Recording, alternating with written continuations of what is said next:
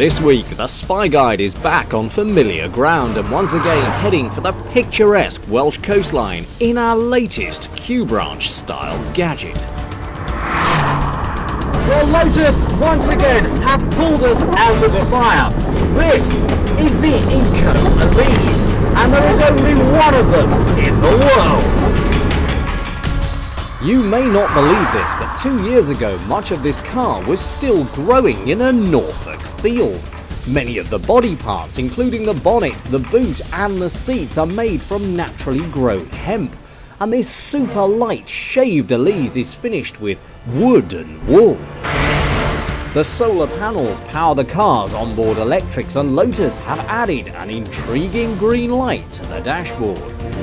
Every Elise is fitted with a limit warning light that tells you when to change gear at the top end, but this one also tells you when to change gear most economically. It's an experimental model, a prototype, a one-off, one of a kind. So, we were westbound once more to complete our penultimate assignment. Our anonymous challengers had saved the best till last, and this was the ace up their sleeves.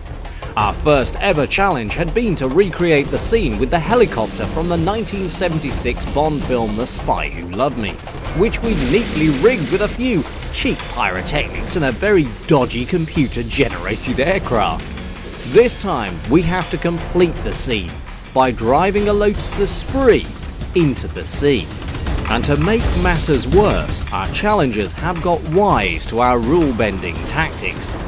This challenge states in very large letters, no visual effects.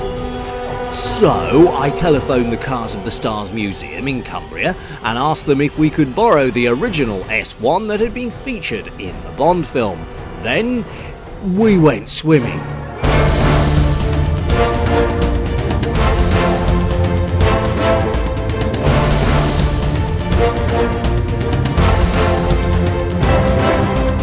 So there you have it, another Spy Guide mission successfully completed with no CGI effect at all. And we don't need to tell you how we did it because you wouldn't be interested in that, would you?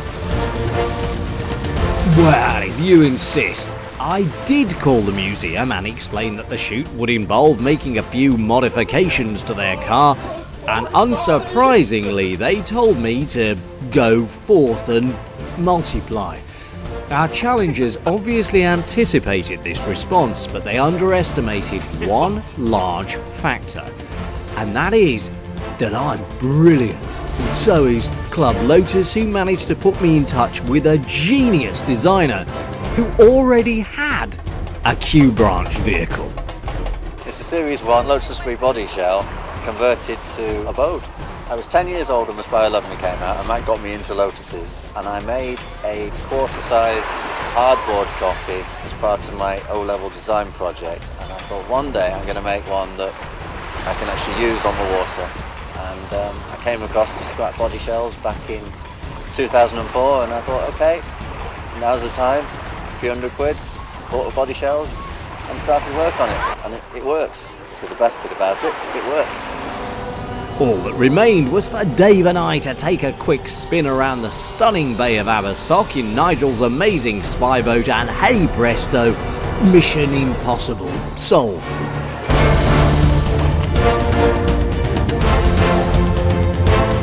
It looked a mess for about a year because I was doing it mainly at weekends and the odd evening. And whenever I called my partner Cole out to have a look, I said, look, is it looking better? And she goes, no, it still looks like a burnt out wreck sat on the lawn. But eventually, once it was primed, when it was all in primer grey, then it started looking so much better. And I thought about having the number plate that flips down with the cement, and I thought, well, I can't really shoot cement out of people, or porridge, I think it was in the film, on the water. I thought, what can I do? I can't just have number plates done to anything. There's always something behind a 007 number plate. And I thought, revolving plates like they had on the Aston Martin, so they went on. I suppose the Aston Martin it was a first, wasn't it? The first James Bond car. But I think the Lotus is definitely more memorable because it did more things, I think. So, having helped Nigel and his wonderful helpers to push that Lotus back up the launch ramp, we were quickly back in our Eco Warrior Elise and en route to our very last mission.